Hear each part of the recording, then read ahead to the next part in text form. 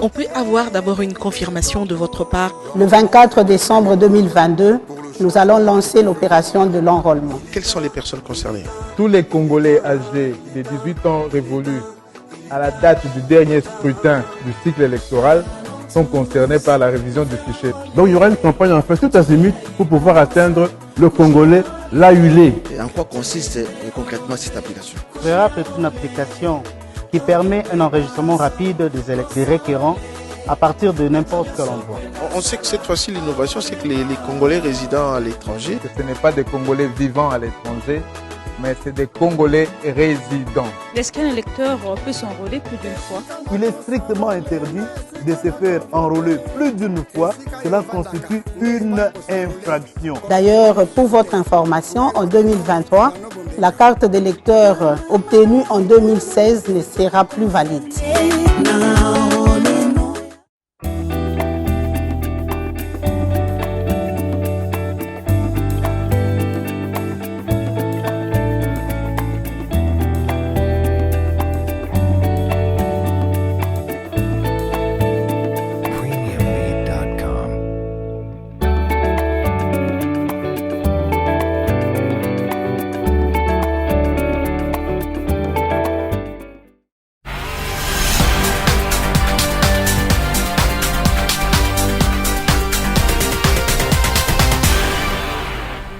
Mesdames, Messieurs, bonsoir et bienvenue dans cette édition d'information à 30 télévisions. D'abord, le titre. À l'unanimité, le Conseil de sécurité des Nations Unies a décidé d'élever la mesure portant notification préalable d'achat d'armes et matériel à l'encontre de la République démocratique du Congo. Ce vote s'est déroulé ce mardi lors de la réunion du Conseil aux États-Unis. Aux côtés de cette mesure, le Conseil a prolongé pour un an le mandat de la MONUSCO.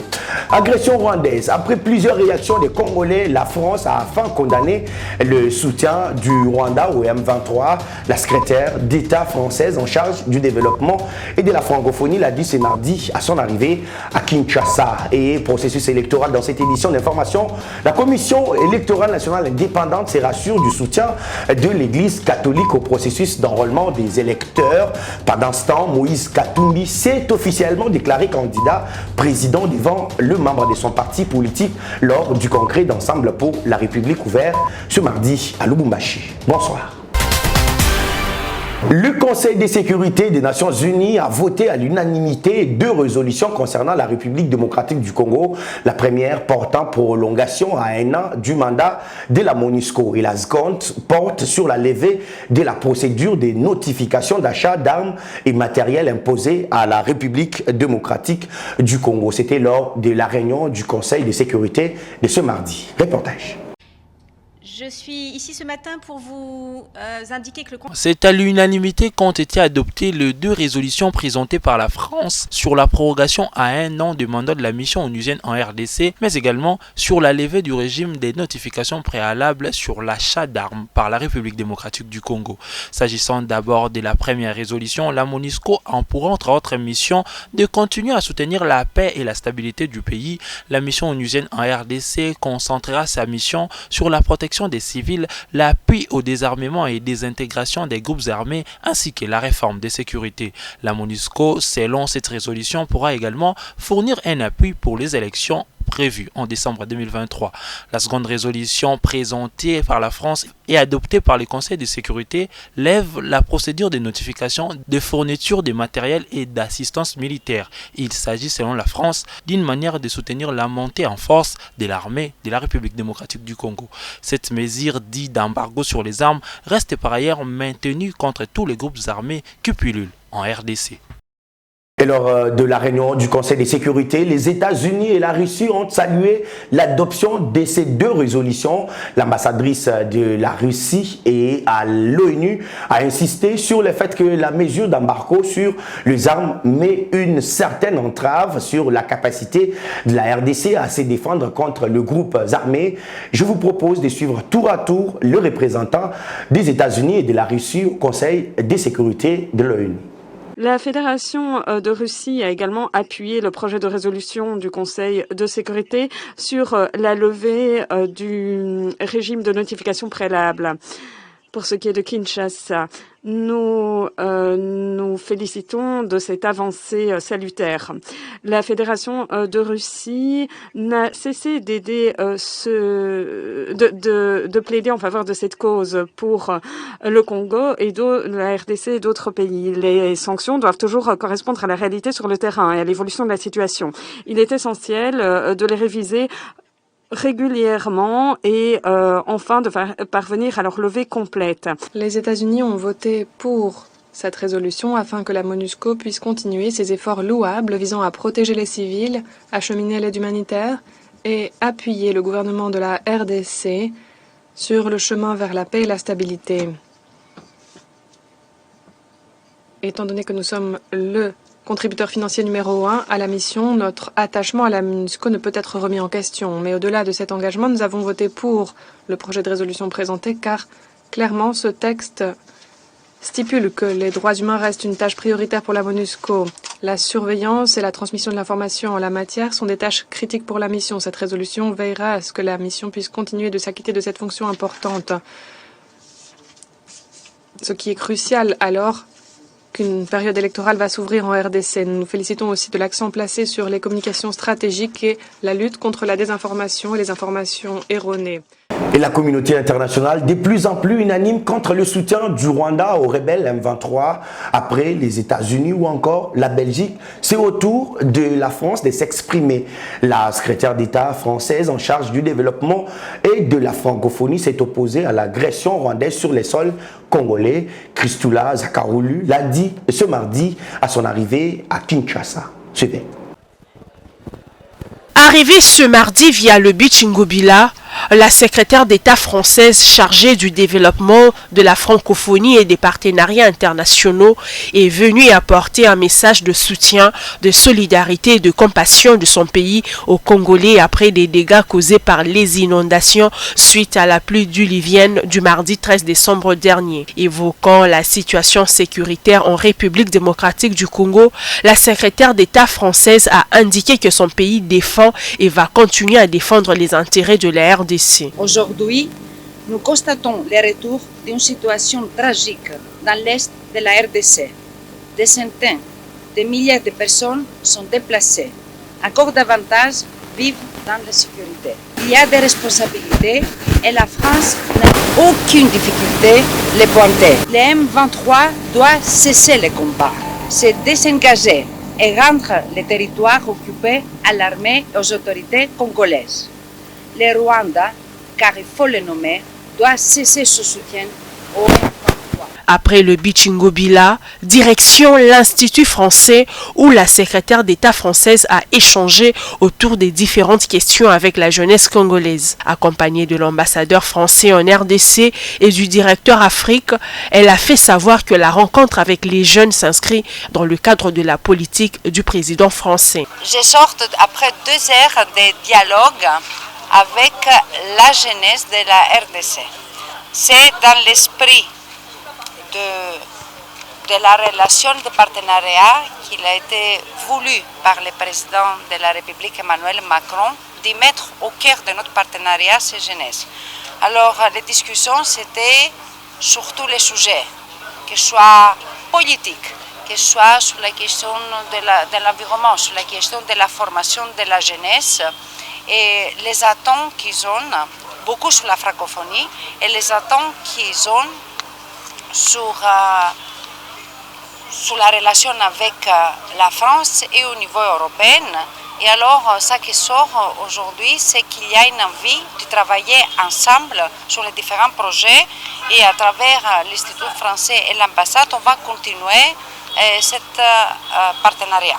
L'agenda de la secrétaire d'État française prévoit également d'autres rencontres avec les autorités du pays dans les prochaines heures. Rendons-nous dans la province de l'Ituri où l'Organisation internationale de migration apporte son appui au projet pilote d'appui communautaire au programme des DRCS dans la province de l'Ituri. Déjà un financement de 2 millions de dollars américains disponibilisés par l'OIM en soutien à ces projets dont le lancement est annoncé dans le tout prochain jour. Les détails avec la presse de l'Ituri.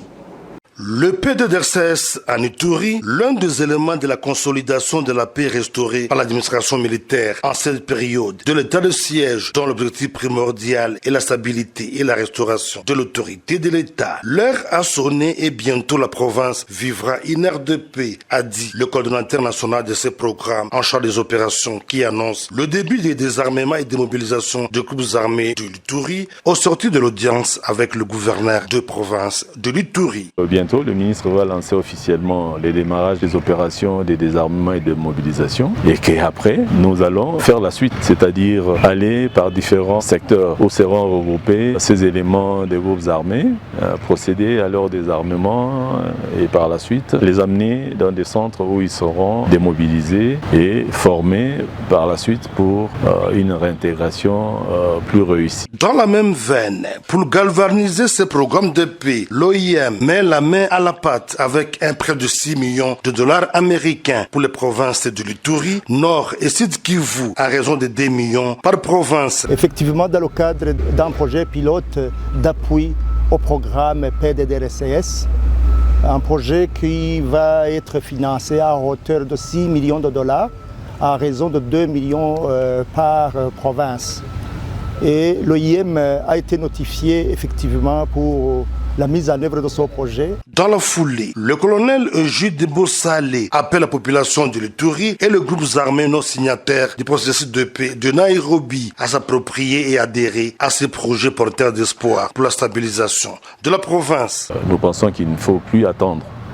Il faut saisir cette opportunité pour ne pas décourager les bonnes volontés et aller dans le sens de répondre effectivement à cette volonté de reddition des groupes armés et particulièrement ici en Ituri. Signalons que le gouvernement de la République ne ménage aucun effort pour la paix et le développement de la RDC. En Ituri, la vision du gouvernement pour ramener la paix est matérialisée sans faille et dans une approche globale par le gouverneur militaire, le lieutenant général Lubuyan Kashima Johnny, à travers les opérations militaires contre les groupes armés réfractaires, le dialogue communautaire, l'encadrement de jeunes et la sensibilisation des fils et filles de l'Ituri. C'est la culture de la paix. Toujours dans cette même province où l'administrateur militaire du territoire du Roumu a suspendu les activités minières dans la localité de Mbérou à Solenyama, motif les tensions communautaires dans cette partie de la province au sujet d'un puits d'or pour l'administrateur du territoire. Cette décision vise à préserver la paix dans cette entité. Dans l'objectif de préserver la paix et l'unité au village Mbéroudé à Solenyama, l'administration militaire de l'Ituri interdit formellement l'exploitation d'or dans un puits qui a été à la base de tensions communautaires entre les communautés Bira et Euma du 18 au 19 décembre dernier dans cette entité de la chefferie de Babou Abokoé. Ceci jusqu'à nouvel ordre, explique l'administrateur du territoire du Roumu. Le colonel Siro Simbajan a mission dans cette partie de l'Ituri. Malgré l'interdiction du chef chefferie, je pense qu'ils ont fait sous le reste. Voilà, on vient de perdre encore 3. Et donc, j'ai interdit formellement l'exploitation, soi-disant, des mines d'or. Et donc, jusque-là, effectivement, il y a de l'or. Nous allons envoyer une équipe des experts pour faire la cartographie de cette carrière et ces experts feront un rapport.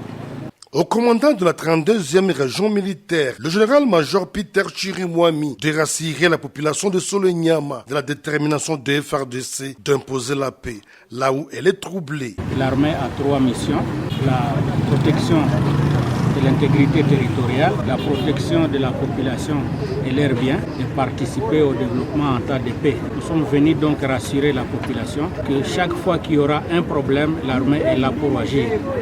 D'ailleurs, déjà, on a déployé, nous sommes prêts pour intervenir. Sur instruction du gouvernement militaire, le numéro 1 de la 32e région militaire en Ituri multiplie les campagnes de sensibilisation sur la culture de la paix et la cohabitation pacifique dans cette chefferie afin d'affirmer l'autorité de l'État et jeter les bases d'une paix durable dans la région après les opérations menées par les forces armées contre les fauteurs de troubles. D'une province à une autre, dans le Haut-Touélé, le gouvernement provincial met le bouchée double pour le parachèvement de construction des collecteurs d'eau afin d'éviter les inondations.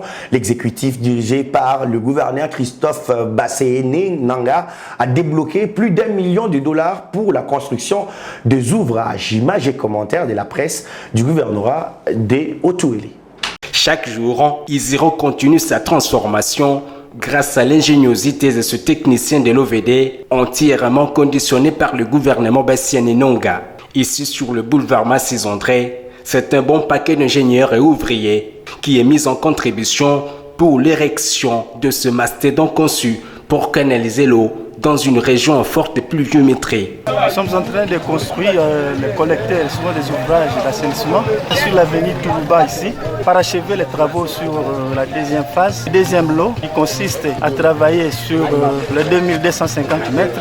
Et les ouvrages que nous sommes en train de faire, c'est pour éviter surtout les inondations. Toulouba, à la déventure de l'église Aougé, la rivière Ané dans le quartier Gazamar, la colline Mendambo à partir de la rivière éponyme, au tronçon chantier du bâtiment de l'Assemblée provinciale, c'est une véritable métamorphose que subit le principal boulevard de la ville d'Isiro. Un travail de qualité salué par le bureau technique de contrôle, trouvé ici sur l'avenue Mandanga, relié à l'université de l'Ouélé, à la résidence officielle du gouverneur de province. Les travaux sont arrivés à 80% sur le coût global de financement du gouvernement provincial. Comme c'était prévu de finir vers le 25, mais certainement à la fin du mois, tous les travaux seront finis.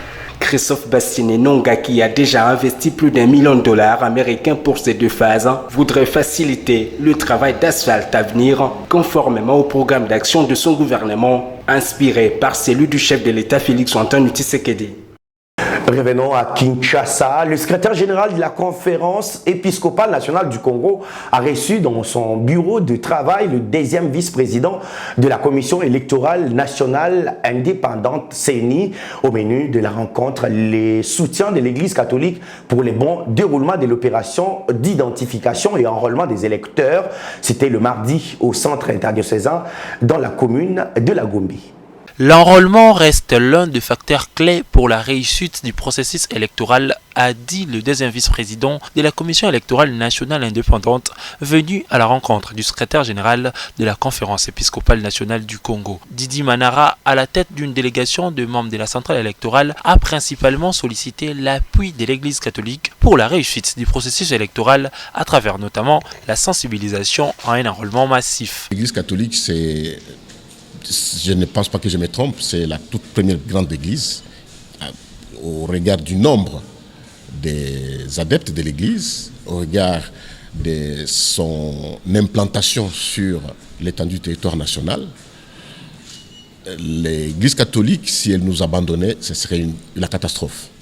Mais nous pensons que nous sommes très heureux vraiment aujourd'hui. C'est un grand jour pour nous, un grand jour pour l'église, pour la centrale électorale, d'avoir des rassurances de l'Église catholique par rapport à la sensibilisation des électeurs. La CENCO, qui s'est déclarée prête à apporter son appui, appelle la CENI à jouer sa partition pour des élections inclusives et transparentes.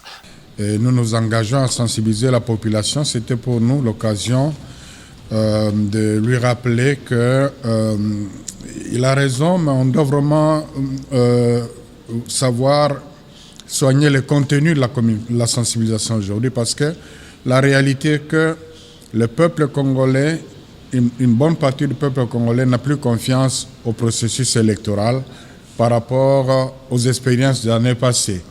Maintenant, inviter ce peuple, cette population aux élections, il faut lui donner des raisons de croire que ça sera différent par rapport aux élections passées. Le secrétaire général de la CENCO invite la population en général à faire confiance au processus électoral et à prendre massivement part aux prochaines élections prévues le 20 décembre 2023. Je l'ai dit dans les titres. Ouverture ce mardi à Lubumbashi dans le Haut-Katanga du congrès du parti politique Ensemble pour la République. Ce sont des centaines de cadres qui prennent part. Objectif, tracer des nouvelles lignes directives en perspective de prochaines élections prévues en décembre 2023. À l'occasion, le président Moïse Katumbi a officiellement déclaré devant ses membres son intention de briguer la magistrature suprême. Suivez.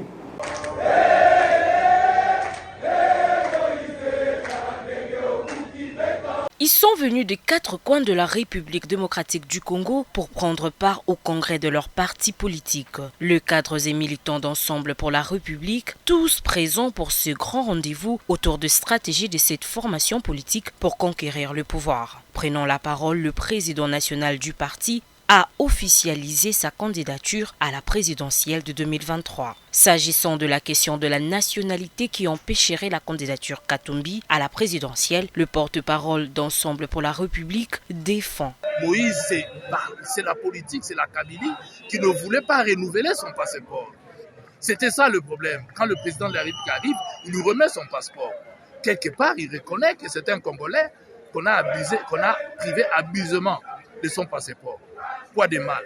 Le passeport diplomatique est donné à qui que ce soit. On a vu Van Damme obtenir un passeport diplomatique. Mais le passeport ordinaire est exclusivement donné qu'aux Congolais. C'est ça la loi. C'est ça le principe d'ailleurs. Ouvert ce mardi, le congrès prendra 2 jours et se clôturera ce mercredi 21 décembre. Autre nouvelle dans ce journal, signature des contrats de performance entre le gouvernement congolais et les unités de gestion de projets financés par la BAD, la Banque africaine de développement. 27 projets constituent le portefeuille de la BAD en République démocratique du Congo avec un coût total d'environ 1,7 milliard de dollars. La cérémonie des signatures a été présidée lundi par le ministre des Finances, Nicolas Kazadi. C'est en présence de certains membres du gouvernement, dont le ministre des Affaires sociales et celui de Transport et Voies de communication, que le ministre de Finances, Nicolas Kazadi, a signé au nom du gouvernement le contrat de performance avec les unités de gestion de projets financés par la Banque africaine de développement. Une démarche qui est une réponse aux efforts du gouvernement pour l'augmentation de la capacité d'absorption de fonds disponibles avec des projets nécessaires au développement de la RDC. Je voudrais aussi rappeler que si nous sommes fiers aujourd'hui d'avoir pu tripler le budget de l'État, une partie de ce triplement vient également de l'appui de nos partenaires et donc c'est extrêmement important pour nous de réussir à dépenser effectivement, efficacement et avec efficience les ressources qu'ils nous ont données pour accroître l'impact pour le développement de notre pays. Ici, nous constatons une dynamique d'amélioration du suivi des résultats attendus dans le cadre des 10 projets et l'établissement d'un dialogue de gestion constructif entre les différentes parties prenantes, notamment les unités de gestion des projets, les bailleurs concernés, le ministère sectoriel et le ministère des Finances. Le ministre des Finances a, au nom du gouvernement, remercié la Banque africaine de développement pour l'accompagnement à travers 2 appuis ayant permis d'obtenir des résultats de développement. Je peux me réjouir de la volonté manifestée par la BAD et par les plénipotentiaires à travers le FAD 16, qui est en accroissement, qui est un relatif succès, avec plus de 8 milliards de dollars mobilisés pour les 3 prochaines années. Et nous avons la possibilité, je crois que nous le serons, vraisemblablement l'un des principaux, sinon le principal bénéficiaire des ressources du FAD 16, donc du prochain cycle. C'est un progrès comparé aux faibles ressources du FAD 15 qui ont été allouées à la RDC. Tout cela a été fait alors que notre portefeuille n'est pas encore suffisamment performant. Ça veut dire qu'on fait un pari sur l'avenir, sur notre capacité d'être au rendez-vous en termes de capacité de dépenser efficacement, rapidement et avec efficience. Rappelons par ailleurs que c'est à ce titre que le Premier ministre Jean-Michel Sama Lukonde avait présidé le 26 septembre dernier la cérémonie de lancement du pacte de performance entre le gouvernement et les unités de gestion de projets financées par les ressources extérieures. En cette période des festivités de fin d'année, Robank a tenu à apporter un sourire à ses clients smiley. Il s'agit des clients âgés de 0 à 12 ans pour qui les parents ont fait le choix d'ouvrir des comptes en leur nom afin de préparer leur avenir. Le samedi dernier, à la direction générale de la banque, ils ont rencontré le Père Noël et reçu des cadeaux. Un moment convivial qui plonge déjà dans l'ambiance de la célébration de la nativité du Christ. Rachel Kitsita, Christian Mwamba et Naomi Matsanga signent ce reportage. De 0 à plus de 100 ans, Robank ouvre ses portes aux clients de tous âges. Mais ce samedi, ce sont des clients particuliers qui sont accueillis à la direction générale de la banque. Accompagnés de leurs parents, ce sont les clients Robank inscrits au programme Smiley. À l'approche des festivités de fin d'année, la banque a tenu à récompenser leur fidélité. Aujourd'hui, Robank organise la remise des cadeaux pour ses clients Smiley. Les Smiley, ce sont les tout petits, nos clients tout petits, qui sont dans la tranche d'âge de 0 à 12 ans. Le programme Smiley, c'est tout un enseignement sur la culture de l'épargne. On se dit il faut commencer avec l'éducation financière dès le bas âge. Aujourd'hui, le compte Smiley particulièrement est dédié à toutes les couches sociales. Le montant de l'épargne n'est pas défini. Vous pouvez déjà épargner à partir de $10 jusqu'à X montant.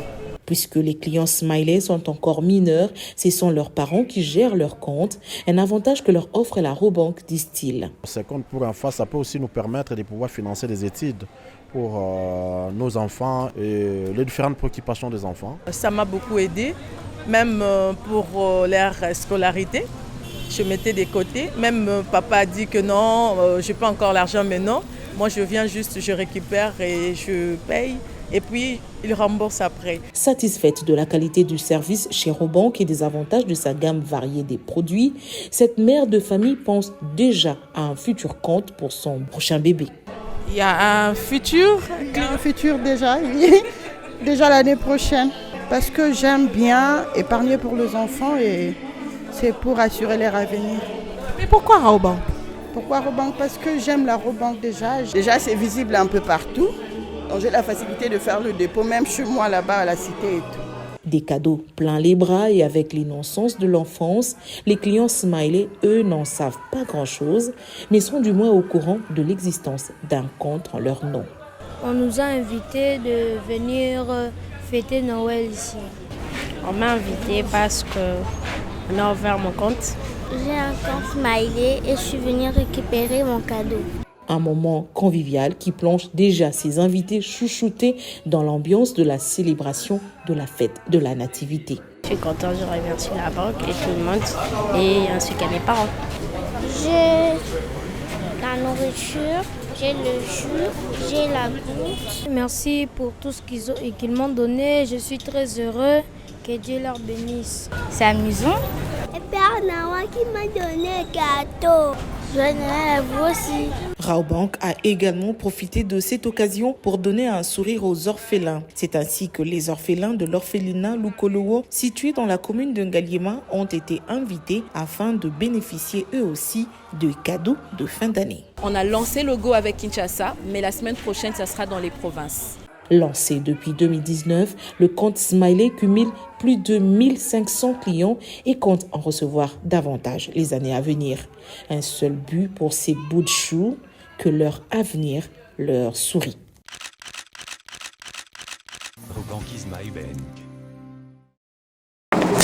Bien avant de clôturer cette édition d'information, balai diplomatique ce mardi à l'université de Kinshasa, le recteur Jean-Marie Kayembe a échangé avec l'ambassadeur suisse en République démocratique du Congo, mais aussi le représentant résident de l'UNFPA, le Fonds des Nations Unies pour la population. À l'occasion, le numéro 1 de l'UNFPA en RDC a remis un lot de matériel didactique destiné à l'école des sciences de la population et du développement de l'université de Kinshasa. Josué Mbekbazo était sur place. L'employabilité. Ce sont 2 visites de marque de 2 diplomates accrédités en RDC qui ont foulé les parvis de l'université de Kinshasa. Reçus tour à tour par le recteur de la colline inspirée, l'ambassadeur de la Suisse en RDC et les représentants résidents de l'UNFPA ont exprimé leur vœu de renforcer le partenariat avec l'UNIKIN dans le sens de concourir à l'essor du secteur de l'éducation. Les 2 personnalités accompagnées du recteur Jean-Marie Kayembe ont visité la première grande université de la RDC.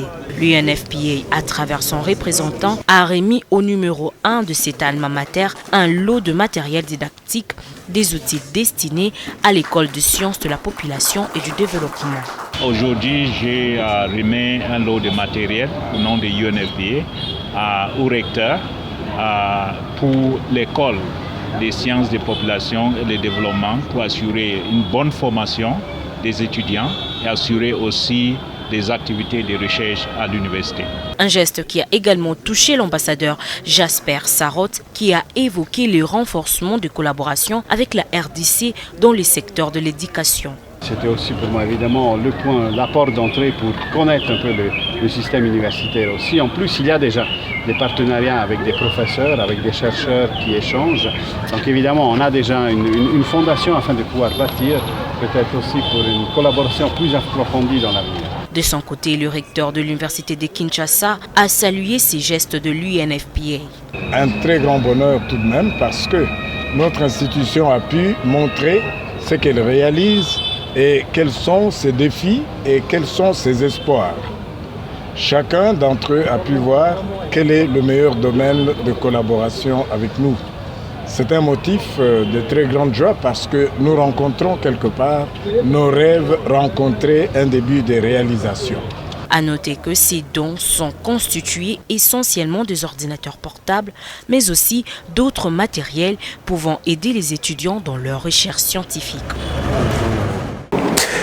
Mesdames, Messieurs, c'est par cette note que nous bouclons cette édition d'information.